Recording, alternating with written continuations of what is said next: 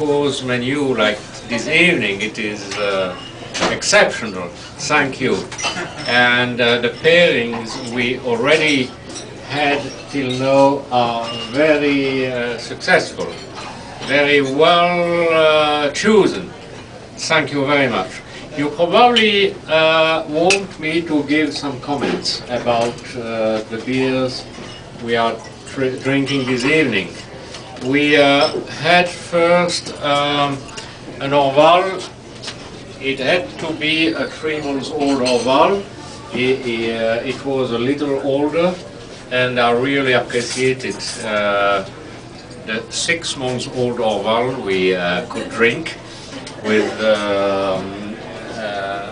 first the difference between a young Orval and an aged Orval comes from the use of the wild yeast in the beer. You perhaps know that we pitch 3 times yeast in the beer in Orval for the different fermentations.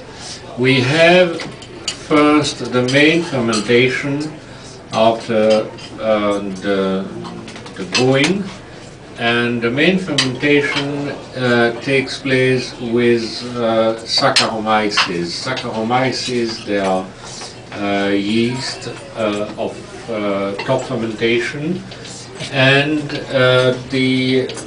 it will take place in the brewery during just 4 days.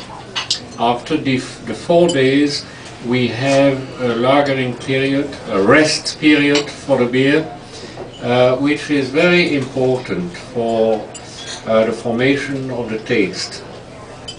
The lagering period lasts for 3 weeks, and what is very scarce for a Belgian beer, we have the dry hopping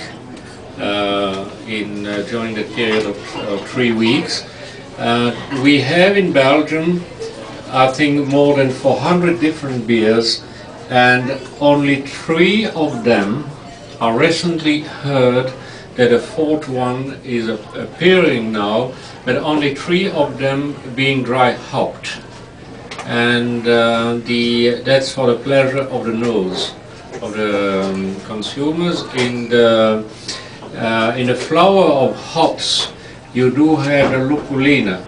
In the lupulina, you have the alpha acids, which give the bitterness. They are when you add hops in the brewing kettle in the brew house.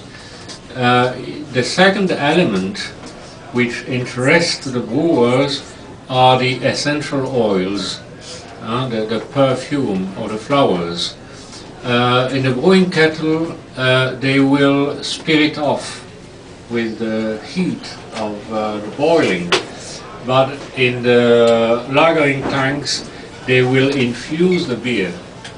And in Orval, you would see the bags full with hop flowers, and there are 9 big bags, like for potatoes, for a tank of 85 barrels for 100 hectoliters, and they will work like tea bags in a teapot. And the essential oils, the perfume oils of hops will infuse the beer during the 3 weeks. We had a first pitching of yeast just after the brewing, and at the end of the lagering period, just before bottling the beer, we will add a second time the same yeast with some candy sugar for the re-fermentation in the bottles, and it is a very scarce process. We will add other strains of yeast. They are wild yeast, Brettanomyces, like in the for fermentation, the spontaneous fermentation of the gueuze of lambics. You probably know gueuze, Lindemans or other gueuze, and they are fermented with wild yeast.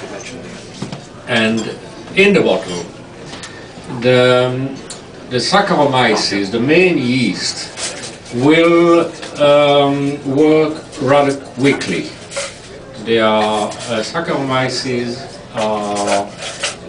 are quick, but they are not able to eat, to consume all kinds of sugars. They will eat the maltoses, the dextroses rather quickly, but the complex sugars won't be consumed by the main yeast. That's the same with all the different beers you can find in the market. If there is no Brettanomyces, you will have about 18 or 20% sugars which are not eaten by yeast. The beers with Brettanomyces, with wild yeast, will be completely exhausted concerning the sugars.